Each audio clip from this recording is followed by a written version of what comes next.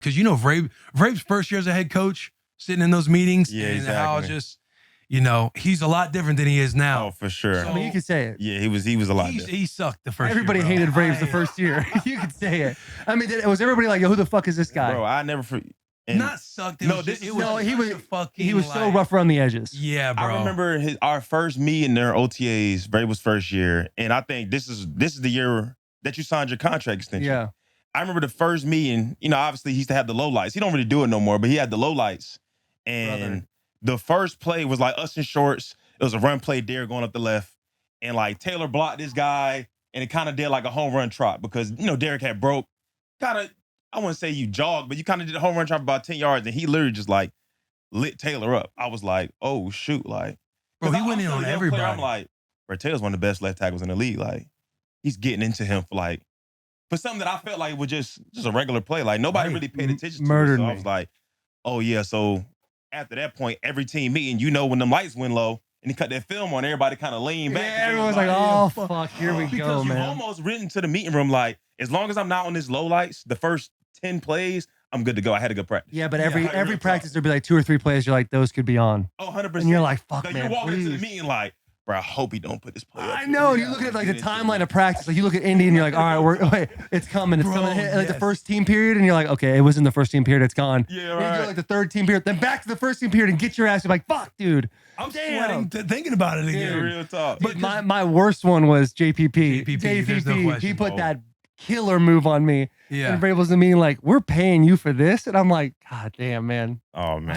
Vrabel was the first head coach that basically it was a team meeting and you went over a lot of these plays of practice, because usually 100%. the head coach would just address kind of the team and talk about things you need to get better at, things were kind of lacking, maybe show a couple plays, but you break out and handle all that kind of stuff like with your position coaching. So smaller groups. So when you're out there sitting in this team meeting and Vrabes going over everything, because even at OTAs, he talked about how you need to know your teammates. He talked about quizzing them every day. And you couldn't say you take a bunch set, and if at another place like we called it cluster, like if you spoke any different verbiage, he's fucking hard on you. I remember Jayon would I always have to go through some learning curves with saying the right verbiage, and what is it, like the double near gun when the Z's tight? What did he like to call that? Weak side B. Yeah, weak side B. You had to say weak side B.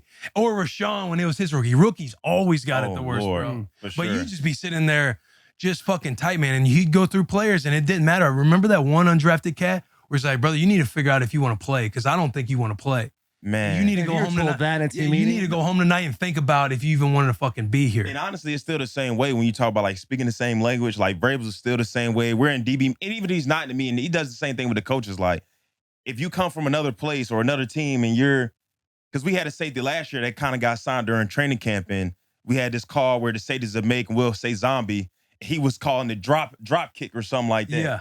He was like, no, we don't call it drop kick. We call it zombie. Like, he was getting on him or whatever. It's the same exact thing? It's the same exact thing. Like, it really hasn't changed at all. But I will say there are, of all the people that were safe in that team meeting room, it always seemed like you and Derek were always kind of safe.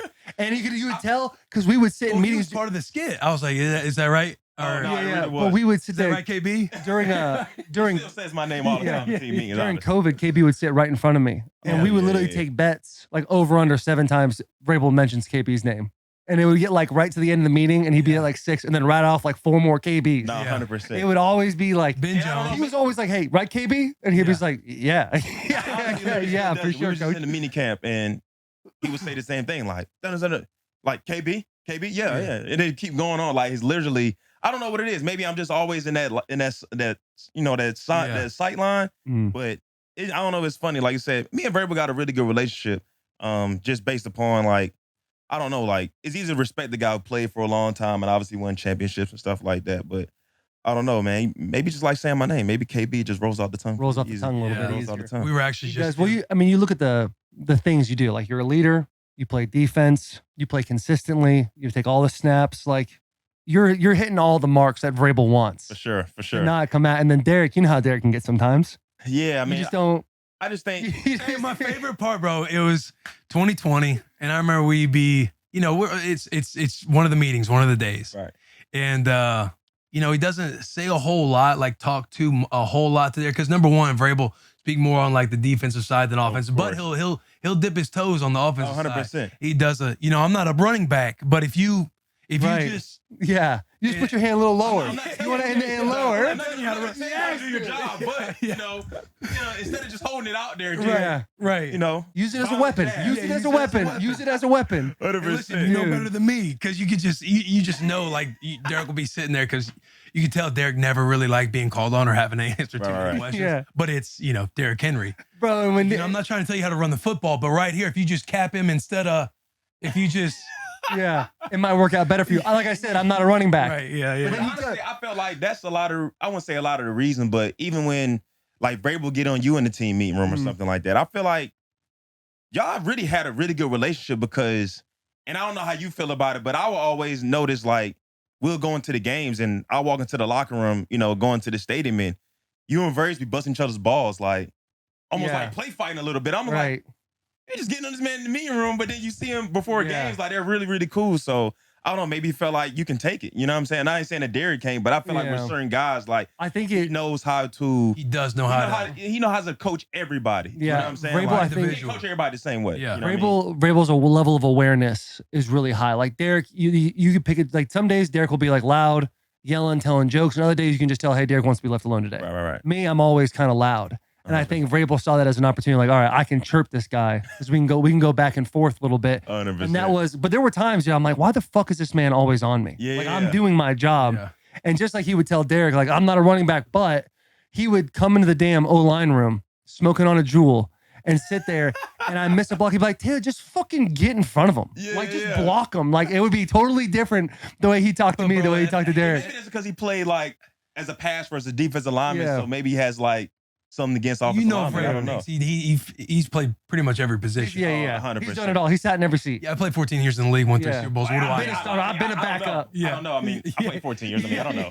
What do I know? But not me. I mean, I was pretty much just his punching bag. No, you weren't, dude. Will is so funny because he's like, I don't know where Vrabel and I's relationship is, but Vrabel would literally text Will a picture of him in like Park City, Utah, and be like, hey, next year we're going skiing. 100%. In the off season, and then just Vrabel in different. Vrabel loves Will. He loves Will. Different time, like moments of the season. It's always like I'm like, oh, he's joking with me, but I'm always thinking in my head like, man, you fucking. When he talks like, hey, let's see what our social media manager's up to. Remember that time I put Darren Bates in the neck brace. Yeah, I made him wear a yellow jersey. Hilarious. And then we was like, I took a video of it in the locker room. Yeah. And I remember he texted me that night. He's like, you think it's smart putting videos of guys who are injured on video on Twitter?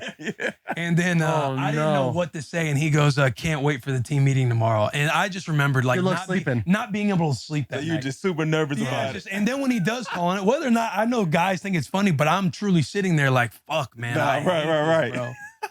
Going to bed. Even like when you came back for the second time or the third time and you did your when you did your skit the second time, the Vrabel skit.